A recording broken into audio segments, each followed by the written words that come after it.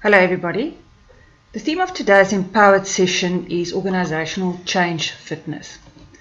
Now, most people from the business world are aware of change theory and change processes.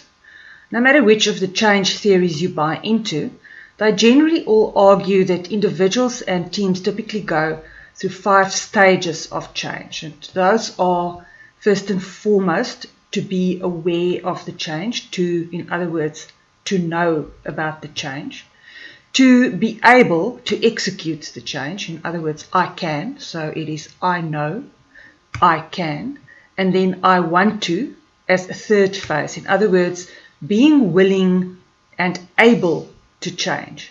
And then to enact that change is the 4th phase, and very importantly at the end of the process, measurement that the change process was in fact successful and then rewarding people accordingly.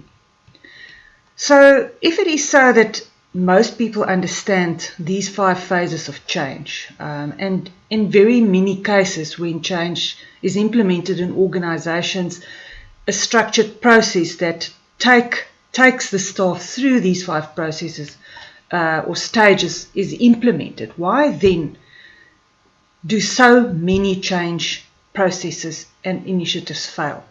What can the reason for that be? Now, we would argue that it happens way too often that the company itself is not change ready. So we like to talk about change fitness. If the company, the environment, the context within which the change is to occur is not change fit, not conducive or supportive, then there's little chance for success. Just like with individuals, we see 5 key conditions that must exist in an organization if it is going to support a change program. Firstly, change awareness. Is there a culture in your organization of scanning the environment for opportunities and trends? Winning organizations actually assign specific responsibility and agenda time for reviewing and debating the trends in the industry and the world at large. And not only are they talking about how those trends might affect them, but also about how they can change those trends into opportunity. The uptake of social media is a very good example, and products and companies like Facebook, TikTok, Instagram, all of them shot out from that new trend of social media uptake. So, is your organization change ready? Therein that you are aware of changes around you and that you incorporate those into opportunity in your organization. In other words, where is your organization with respect to disruption? Are you being disrupted or are you a disruptor? The second precondition for change in an organization to be successful is what we call change reaction. How well does the organization react to self-imposed or market-dictated change? Think about what is happening in the real estate industry right at the moment. Vacancy rates for office space have shot up as a result of economic decline and then followed by COVID, and never to go back probably to the occupancy rates that was enjoyed before.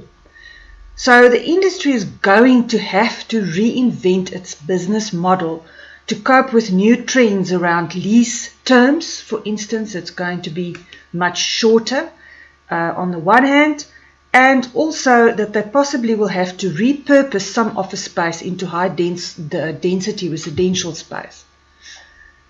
A third condition is change inclination.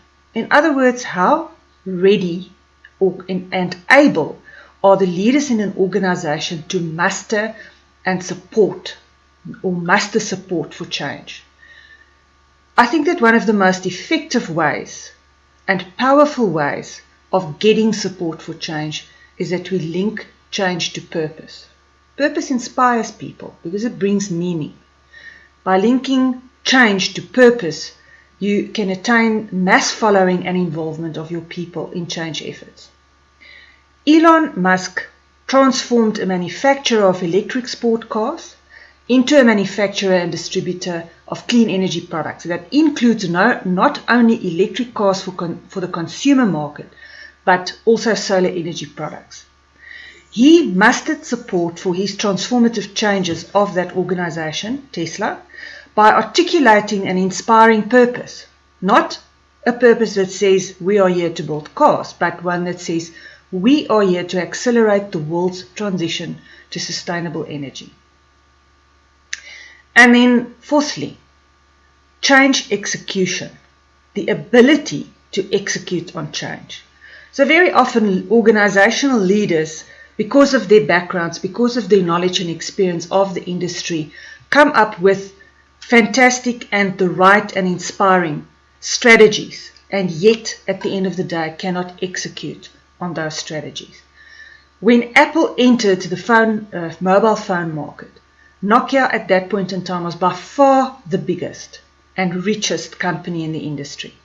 Their leadership realized, however, looking at the competitive products that Apple launched, that the company had to change a whole lot of things if they were going to remain competitive. But history shows us that they were not able to operationalize the necessary changes. And look at where they are now in comparison to where Apple and some other competitors are.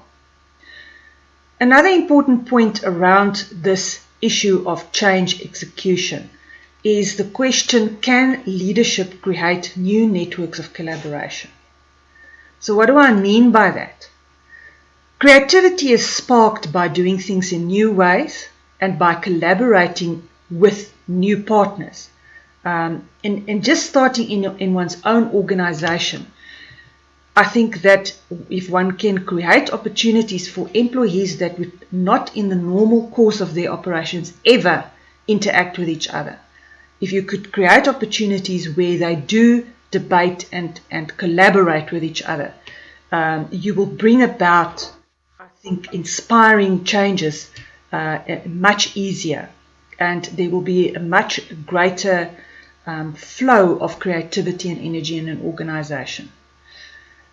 And then in the last place, change regard, which goes hand in hand with change perpetuation, is important. Are people in the organization recognized and rewarded for change? In other words, is change a thing that is viewed in a positive light, deliberately in an organization?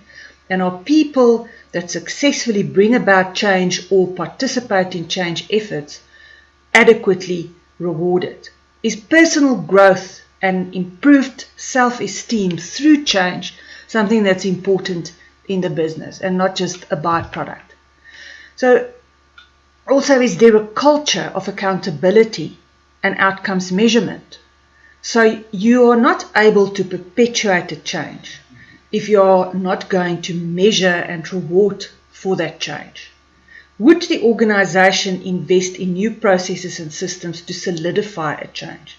Very often you see, for instance, with the implementation of a new IT system, that people always want to go back to the old ways of doing things and configuring things. The organization needs to invest money, resources, people, leadership to solidify the change that they want to bring about. Your processes need to be renewed to support the change that you want to bring about. So at the end of the day, no matter how structured and well planned a change process might be in terms of the traditional procedure that has to be followed of I know, I can, I want to, I act, I get rewarded. If the organizational context in terms of change fitness is not adequate, chances are that the change initiative will fail. Thank you very much for listening.